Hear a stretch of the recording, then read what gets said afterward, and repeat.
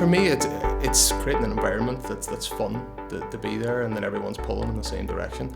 I was fortunate enough that my first job out of college was with a really cool group of guys, working for a great boss who had gave us a lot of flexibility and a lot of latitude to do things that we wanted to do. And when I left that, I never got it again. I never ever got it again from any other job I went to. I just went through a string of just feeling, I'm counting the days.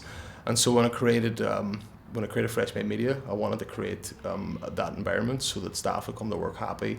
They would be buzzing to come into work every day, that there'd be autonomy to make decisions, that there would be a bit of crack and a bit of fun, and that ultimately then we would all be achieving things together. And fortunately, we're 8 people now, still pretty modest, but from starting out from me down to my business partner, we're a pretty sizable team, and everyone loves it. Everyone loves coming to work, including me still 5 years later.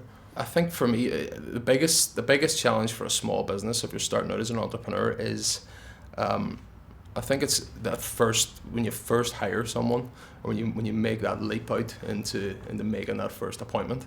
That's a big step into the unknown, because you do everything yourself. You do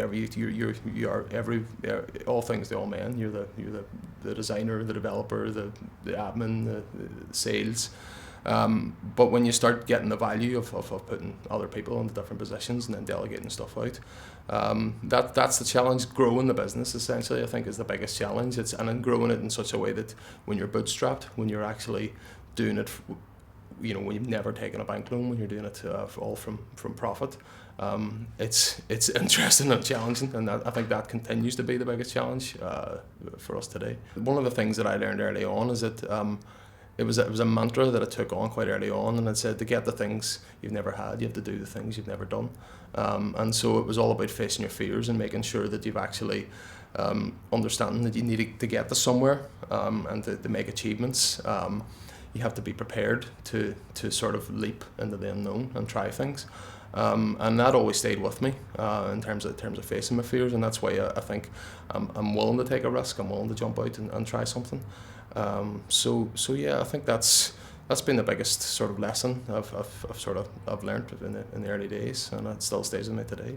I think there's days come when you get doubts. You think the doubts you do get are like, maybe I could be working in an industry for a blue chip company, or going out doing the career path, climbing a ladder and taking a well salaried job somewhere.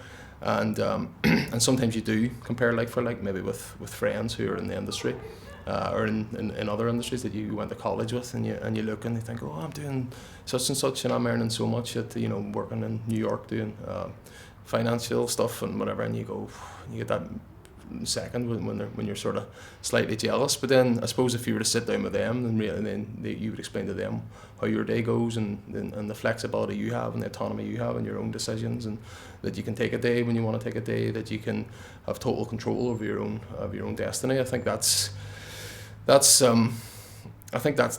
powerful. But those are the doubts that creep in from time to time when you think, should I be doing something else? Is it too late to go and jump on the career path now and jump back into the industry?